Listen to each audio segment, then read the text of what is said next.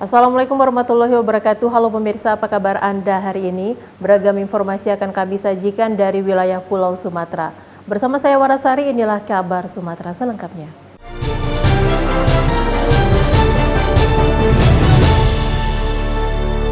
Kabar pertama kami awali dari Sumatera Utara pemirsa. Yayasan Ulul Ilmi Islamic School menggelar kegiatan manasik haji selama 2 hari. Pembelajaran dan proses manasik haji ini dilakukan persis seperti prosesi ibadah haji yang sesungguhnya. Yayasan Ulul Ilmi Islamic School melakukan manasik haji selama 2 hari di halaman Yayasan Ulul Ilmi Islamic School, Jalan Jermal 2, Kecamatan Medan Dernai, Kota Medan, Sumatera Utara. Kegiatan yang diikuti oleh siswa-siswi SMP dan SMA ini berlangsung selama 2 hari dengan rangkaian pembelajaran dan prosesnya sama dengan pelaksanaan ibadah haji yang sesungguhnya. Sementara bagi siswa-siswi sekolah dasar dan tingkat taman kanak-kanak hanya mengikuti proses manasik haji dalam sehari. Pemateri manasik haji akbar Ustadz Rahmat Hidayat Nasution menuturkan, dalam proses kegiatan manasik haji yang dilakukan Yayasan Ulul Ilmi Islamic School serupa dengan proses jemaah haji yang melaksanakan ibadah haji sesungguhnya. Bismillahirrahmanirrahim. Alhamdulillah kami telah bisa melakukan kegiatan manasik yang hampir mendekati seperti aslinya. Dari tadi malam kita sudah melakukan kegiatan mabit di Musdalifah, lalu kemudian kita mempraktikkan bagaimana pelaksanaan sholat jamak qashar maghrib dengan isya. Begitu juga dengan di Arafah, kita juga sudah melakukan praktek terkait dengan rukun haji.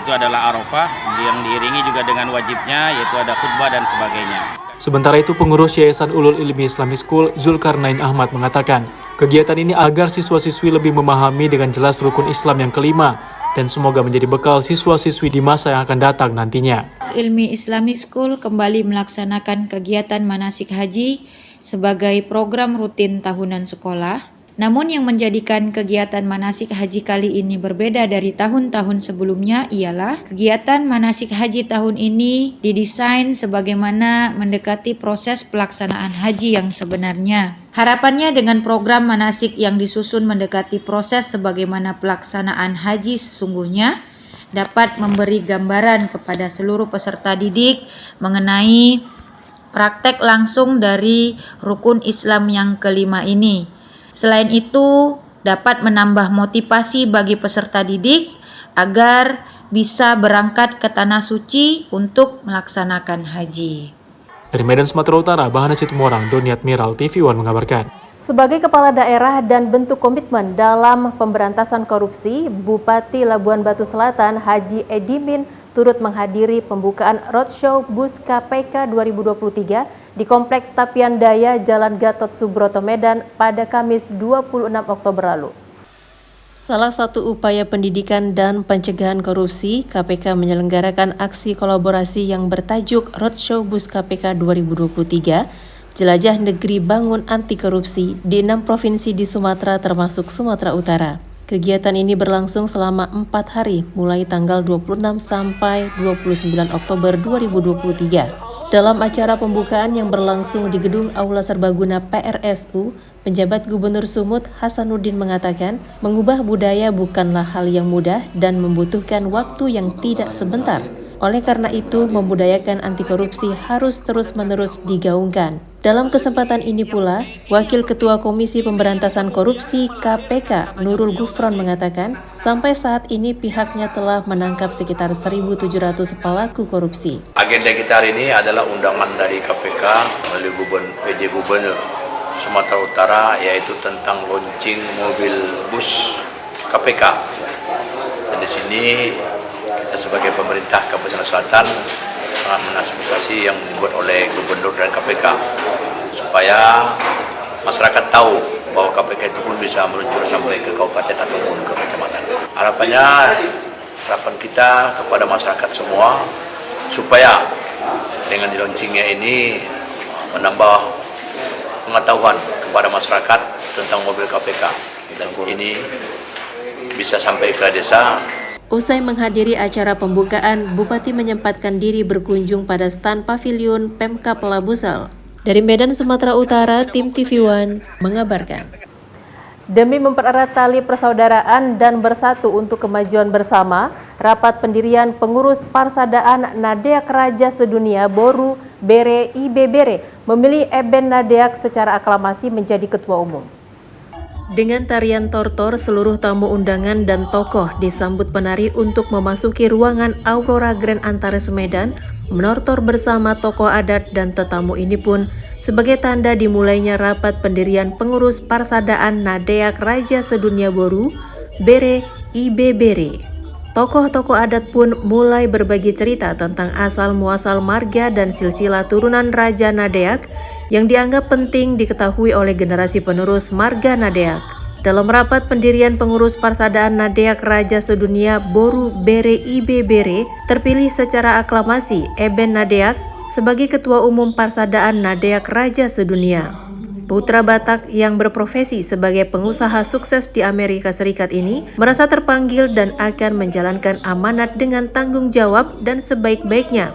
Eben juga bercita-cita untuk menjadikan Parsadaan Nadeak Raja Sedunia, Boru Bere dan IBBere ini sebagai wadah untuk mempersatukan keturunan Ompong Nadeak Raja dimanapun berada. Jadi kepada semua keluarga, kita sangat bersyukur bisa hari ini, walaupun banyak rintangan dan hambatan, mudah-mudahan ke depannya semuanya bisa lebih baik karena terbentuknya Nadeak Sedunia ini untuk mempersatukan bahwa kita bisa. Rapat pendirian pengurus Parsadaan Nadeak Raja Sedunia Boru Bere IBBere ini pun menampilkan senandung Sisters yang merupakan asuhan Eben Nadeak dengan senandung lagu khas Batak. Dari Medan, Sumatera Utara, Sri Gustina Hasan TV One mengabarkan. Majelis Ulama Indonesia Pusat menetapkan fatwa pemahaman Muhammad itu adalah Allah adalah perbuatan menyimpang dan menyesatkan. Dengan keluarnya fatwa ini, MUI Sumatera Utara berharap masyarakat dapat mematuhi dan melaksanakannya. Usai terbitnya fatwa MUI Pusat nomor 72 tahun 2023, Majelis Ulama Indonesia Sumatera Utara bersama pengurus organisasi Islam se-Sumut, pemerintah Provinsi Sumut, Kapolda Sumut, dan Pangdam 1 Bukit Barisan melaksanakan silaturahmi dan sosialisasi fatwa yang dikeluarkan MUI Pusat yang berlangsung di kantor MUI Sumut di Jalan Gaharu, Kecamatan Medan Timur, Kota Medan. Dalam pertemuan ini, yakni menyosialisasikan tentang penafsiran Qul Huwallahu Ahad yang menyatakan bahwa damir huwa dikembalikan kepada damir yang ada pada kalimat kul atau anta atau Muhammad, bertentangan dengan kaidah tafsir. Hal ini tertuang dalam pernyataan resmi dalam surat terbitnya Fatwa MUI nomor 72 tahun 2023. Itu pemahaman dari MPPTI selama ini adalah sangat meresahkan umat Islam. Karena itu dengan keluarnya fatwa ini tentunya bagi kita umat Islam ini adalah suatu hal yang sangat kita syukurkan, karena dengan begitu terbit fatwa ini otomatis lebih memudahkan pekerjaan kita sebagai tim advokasi. Yang kedua, tentunya dengan keluarnya fatwa ini bagi kita tim advokasi yang menangani perkara ini hari ini akan kita jadikan bukti lagi. Sudah jelas bahwa pemahaman Muhammad itu Allah adalah sesat, menyimpang dan menyesatkan.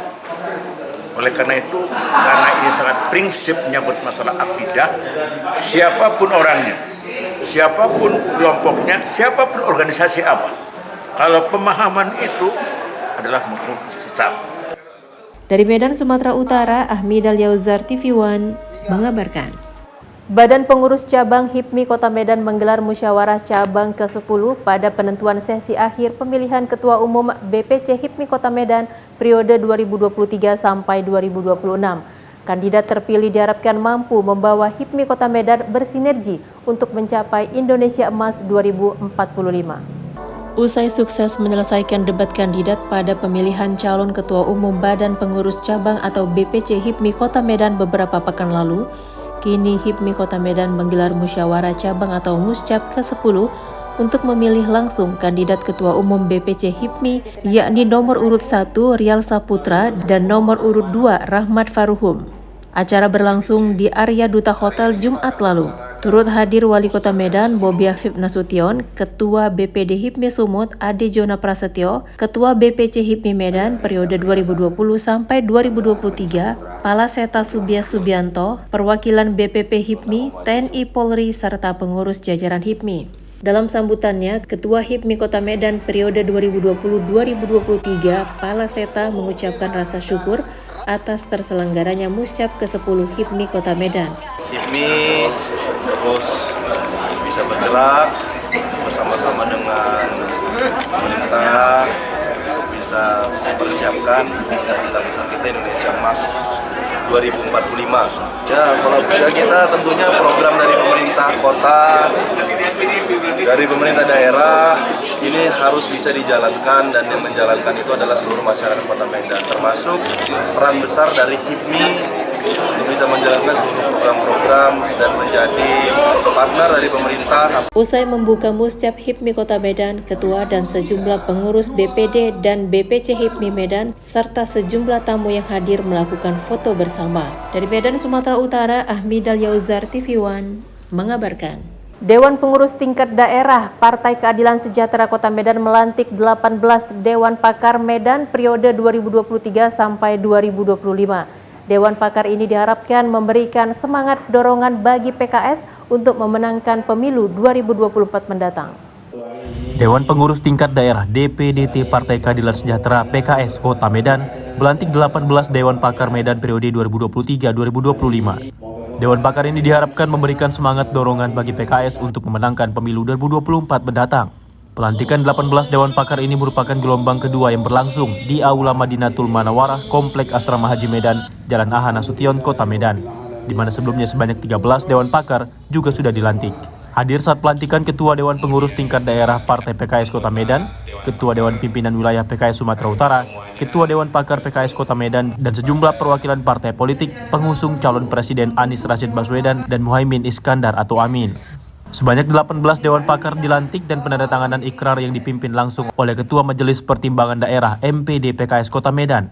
Dengan disiplin ilmu kepakaran yang dimiliki rekan-rekan, ada dari TNI, ada dari Polri, ada dari pengusaha, akademisi, dan juga dari berbagai disiplin ilmu. Mudah-mudahan semakin menguat ya kekuatan PKS Kota Medan, dan pada akhirnya juga kita bisa memenangkan pileg dan pilpres pada tahun 2024. Dewan Pakar ini diharapkan berdiskusi, bertemu, menemukan ide, kemudian membuat kajian.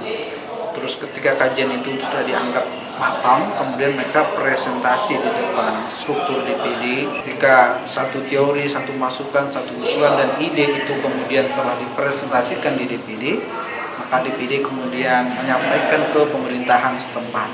Usai pelantikan Dewan Pakar, Partai PKS Kota Medan juga memperingati Maulid Nabi Muhammad 1445 Hijriah dengan tema kelahiran membawa perubahan. Dari Medan, Sumatera Utara, Ahmidal Yauzar, TV One mengabarkan. 5 orang diduga komplotan tersangka spesialis pemerasan pejabat ditangkap Satreskrim Polrestabes Medan. Modusnya menjebak dengan seorang wanita yang dikirim ke kamar oknum pejabat yang sudah menjadi target. Dari pemeriksaan intensif yang dilakukan, kelima tersangka mengakui perbuatannya dan satu persatu membuat pernyataan bersalah. Adapun kelima tersangka adalah Danime Boruhulu sebagai aktor wanita yang disodorkan ke hotel pejabat yang ditarget. Selain itu ada tersangka Jasman, IG, JBT, dan SG yang sudah tertangkap. Kasus pemerasan ini terjadi beberapa waktu lalu di Hotel 61 Jalan Gatot Subroto, Medan. Kuasa hukum Wakil Ketua DPRD Nias Utara, Zeri Panjaitan SH menjelaskan bahwa pengungkapan ini membantah seluruh tudingan perzinahan Wakil Ketua DPRD Nias Utara. Untuk itu ia berterima kasih kepada pihak kepolisian yang sudah mengungkap dan menangkap para pelaku. Para tersangka dalam kasus pemerasan Wakil Ketua DPRD Nias Utara telah berhasil kemarin diamankan oleh tugas Polres. Kita sangat mengapresiasi ke depan para pelaku tidak lagi mengulangi perbuatannya dan tidak lagi menyebar video-video hoaks tentang adanya perselingkuhan ataupun perzinahan kepada masyarakat maupun pihak-pihak lain, untuk tidak lagi menyebarkan video hoaks, dan tersangka sudah diamankan semuanya. Ini tidak terbukti lah ya? Ya, tidak terbukti. Yang melakukan pemerasan mereka semua, mereka berkomplotan dan saling bekerja sama melakukan tindak pidana pemerasan kepada Pak Noverman pada saat itu. Pasca seluruh tersangka sudah diamankan, kasus pemerasan 40 juta rupiah itu pun berakhir. Dari Medan, Yoga Saputra, TV One, mengabarkan. APBD perubahan tahun anggaran 2023 telah disetujui untuk mewujudkan sasaran dan target kinerja prioritas pembangunan kota. Kira-kira apa saja sektor prioritas tersebut? Berikut liputannya. Pemirsa, APBD perubahan tahun 2023 telah disetujui pemerintah Kota Medan bersama DPRD Kota Medan. Ada banyak sekali tentunya sasaran yang akan diwujudkan dan juga target kinerja yang menjadi prioritas. Dan saya akan perbincangan langsung ini pemirsa untuk mengetahui lebih lanjut untuk apa saja sih ini nantinya anggaran-anggaran yang sudah disepakati ini. Saya akan menyambangi Wakil Ketua DPRD Kota Medan Bapak Haji Rajudin Segala yang sedang baca buku di sana. Kita langsung sampai pemirsa. Assalamualaikum Ustaz, boleh bergabung sebentar? Ya. Apa kabar Ustaz? Kabar baik. Boleh bergabung bersama kami. Nah Ustadz, tadi saya penasaran nih Ustadz mengenai APBD perubahan yang sudah disetujui nih oleh pemerintah Kota Medan dan juga anggota Dewan. Tentu ada banyak sekali program-program prioritas yang termasuk dalam anggaran. Apa saja Ustadz? Mungkin bisa dijelaskan. Ya, memang Medan ini kota besar ketiga ya, setelah Jakarta, Surabaya, baru Medan. Makanya memang banyak hal yang harus kita selesaikan untuk pengembangan Medan ke depan. Maka dari sekian banyak itu, paling tidak dari hasil APBD yang sudah kami sahkan beberapa waktu yang lalu, itu ada 4 hal yang menjadi prioritas utama. Yang pertama terkait infrastruktur. Karena Medan ini memang jalannya masih banyak yang harus diperbaiki, ada jalan yang perlu diaspal, ada yang jalan yang perlu dicor, maka kita besarkan anggaran di Dinas PU itu khusus untuk penanganan jalan. Kemudian yang kedua terkait dengan drainase. Nah memang selama ini kita perhatikan Medan ini kalau hujan sebentar itu bisa mengundang banjir. Alhamdulillah dengan disahkannya APBD untuk penanganan drainase dan parit itu mungkin banjir akan segera terkurangi secara bertahap dan insya Allah nanti banjir di Medan akan segera hilang. Kemudian terkait juga lampu penerang jalan. Nah, ini juga masih banyak laporan warga yang harus kita benahi. Alhamdulillah dengan disahkannya APBD ini tidak hanya lampu di jalan-jalan umum tapi juga masuk gang di lingkungan masyarakat itu akan segera kita perbaiki. Itu terkait dengan infrastruktur ya. Yang kedua terkait dengan kesehatan. Ini juga hal yang sangat penting. Bagaimana mungkin masyarakat ini bisa beraktivitas kalau kesehatannya terganggu. Maka kesehatan ini yang paling juga kita perhatikan. Maka di APBD kemarin sudah kita sahkan anggaran untuk Dinas Kesehatan menjamin kesehatan warga Medan sebanyak 300 miliar yang namanya UHC. Dari Medan ini sudah diberlakukan UHC sejak 1 Desember 2022. Siapapun warga Medan yang punya KK dan KTP apapun sakitnya selama BPJS itu ada di rumah sakit tersebut, maka mereka akan di-cover biaya perobatannya oleh APBD. Baik, Ustaz. Nah ini kan diketahui ada sebanyak untuk pendapatan daerah ya Ustaz, ada 7,2 triliun. Dan belanja daerah ada 7,8 triliun Ustaz. Dan untuk 4 program prioritas ini kira-kira berapa persen dari anggaran tersebut? Kalau untuk Dinas Pendidikan itu 20%. Memang itu sudah menjadi amanat undang-undang. Kalau untuk kesehatan sebagaimana tadi yang sudah saya sebutkan itu 300 miliar untuk UHC. Kalau untuk infrastruktur itu cukup besar ya, itu 1 triliun lebih kita anggarkan ke sana karena mengingat Medan ini jalannya masih banyak perlu kita perbaiki, baik yang dicor maupun yang diaspal, termasuk juga lampu penerang jalan, kemudian mengurangi banjir dengan memperbaiki drainase atau parit yang belum ada itu kita buat. Dan itulah menjadi prioritas utama sekarang yang terkait dengan infrastruktur ya. Kemudian yang ketiga setelah tadi infrastruktur, kemudian pendidikan, kemudian kesehatan ya, infrastruktur, kesehatan, pendidikan. Di Dinas Pendidikan juga itu kita sahkan 1 triliun lebih. Mengingat di sana kami temukan masih banyak anak-anak Medan ini yang sekolah di SD negeri dan SMP negeri yang orang tua yang kurang mampu. Maka kita berikan dana bantuan untuk seragam sekolah, baik itu seragam sekolah harian maupun olahraga. Termasuk juga perangkat sekolah mulai dari sepatu, buku, pulpen, termasuk juga mereka diberikan pelatihan. Ya, ada sekarang di Medan sudah digalakkan namanya seni. Jadi anak-anak sekolah itu supaya tidak terlalu banyak pelajaran di sekolah diberikan juga ada namanya seni. Ya, jadi seni itu ada pementasannya di berbagai momen, itu juga sudah kita anggarkan sehingga mereka juga nanti selesai sekolah SD dan SMP mereka punya keterampilan seni. Baik, untuk bantuan sosial Ustaz, seperti apa? Ini yang paling juga tak kalah pentingnya ya. Bantuan sosial untuk para pelayan masyarakat Medan ini juga cukup banyak yang kita sahkan ya, itu juga miliaran, mulai dari penggali kubur ya, bahkan kuotanya sudah kita tambah.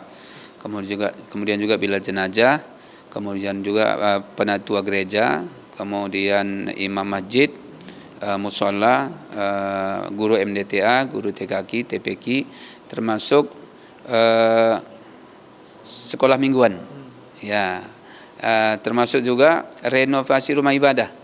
Ini yang selama ini kita temukan laporan dari warga bahwa banyak rumah ibadah yang sudah terbengkalai, yang perlu direhab, direnovasi, maka kita anggarkan cukup fantastis juga di situ, sehingga para pelayan masyarakat yang selama ini melakukan aktivitas di masyarakat mereka bisa melakukannya dengan baik. Baik, tadi dari jumlah total yang saya sebutin tadi ternyata ini 4 program ini lebih menyentuh ke masyarakat ya Ustaz ya.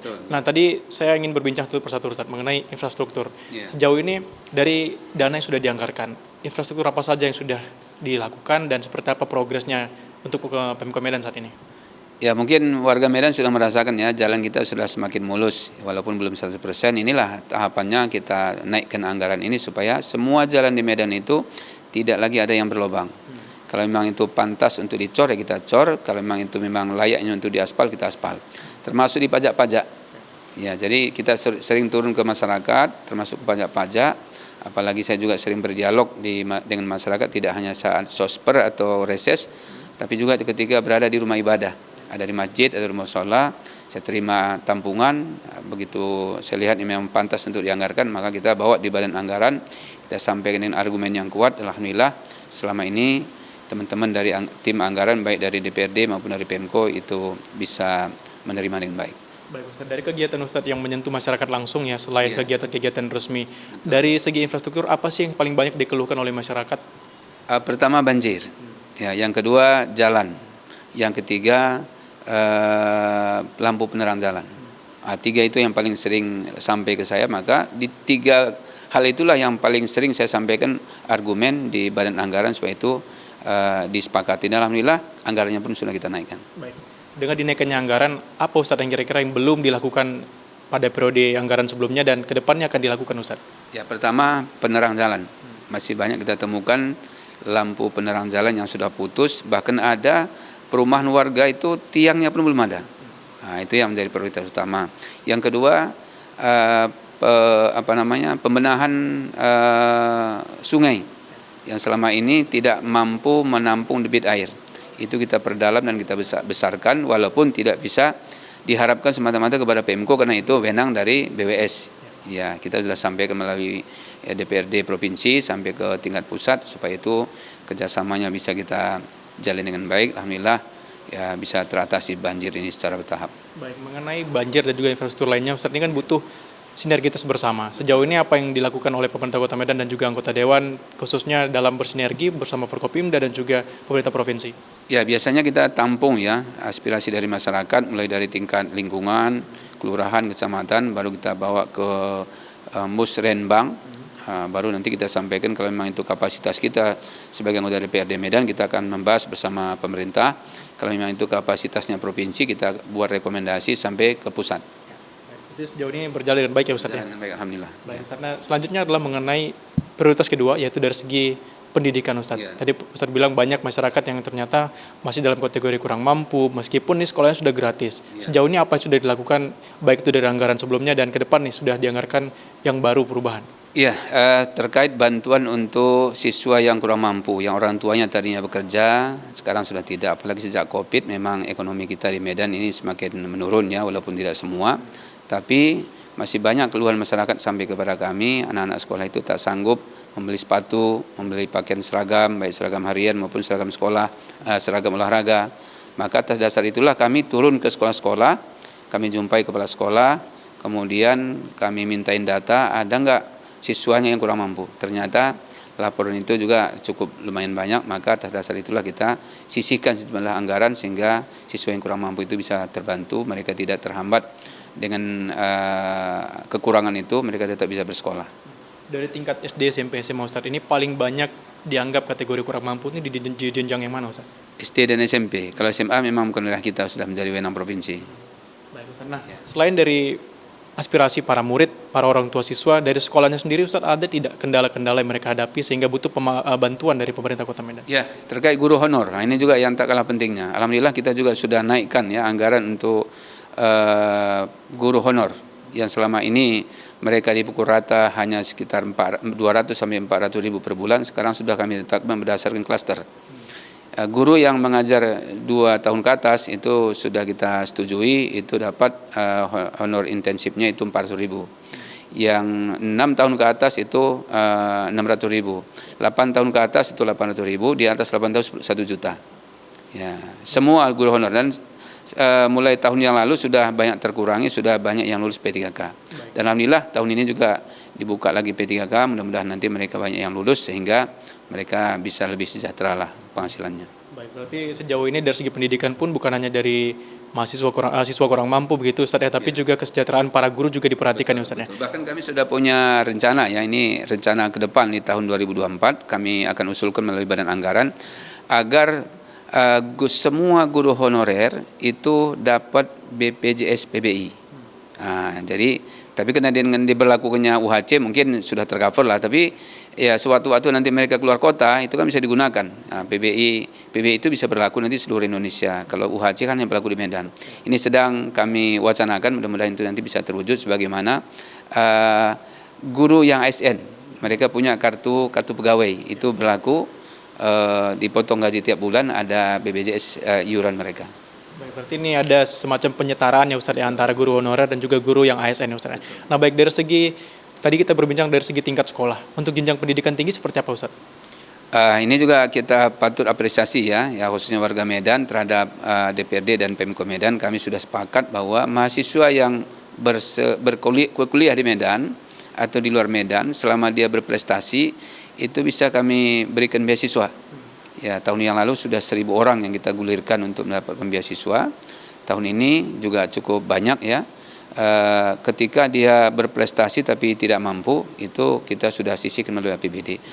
Maksimal 8.500.000 per semester. Baik, ini tentu cukup membantu ya Ustadz ya, per semesternya 8 juta. Baik Ustadz, tadi dari segi kesehatan Ustadz banyak berbincang yang mengenai UHC untuk masyarakat umum dan juga BPJS PBI yang saat ini sedang digalakan untuk para guru honorer. Ada tidak Ustadz kendala yang dihadapi selama ini di dalam pelayanan kesehatan yang diberikan ini? Ya, ini juga kita himbau ya kepada seluruh rumah sakit yang kerjasama dengan BPJS. Ya, walaupun warga yang kita rekom berobat ke rumah sakit itu menggunakan UHC atau BPJS PBI, ya kita himbau supaya memberikan layanan terbaik. Jangan sampai ada anak tiri antara BPJS Mandiri dengan BPJS PBI gitu. Sehingga warga kita ini dapat terlayani dengan baik lah di semua rumah sakit. Baik Ustadz, yang terakhir Ustadz mengenai bansos nih Ustadz. Dari anggaran yang sudah ditetapkan ini untuk bansos sendiri sejauh ini seperti apa yang sudah dilaksanakan Ustadz? Ya cukup terbantu ya, karena yang selamanya belum pernah dapat seperti ini alhamdulillah dengan kepemimpinan Pak Wali Kota ini banyak terobosan, dan kita juga selama itu untuk kebaikan, PKS paling terdepan untuk membela kepentingan masyarakat.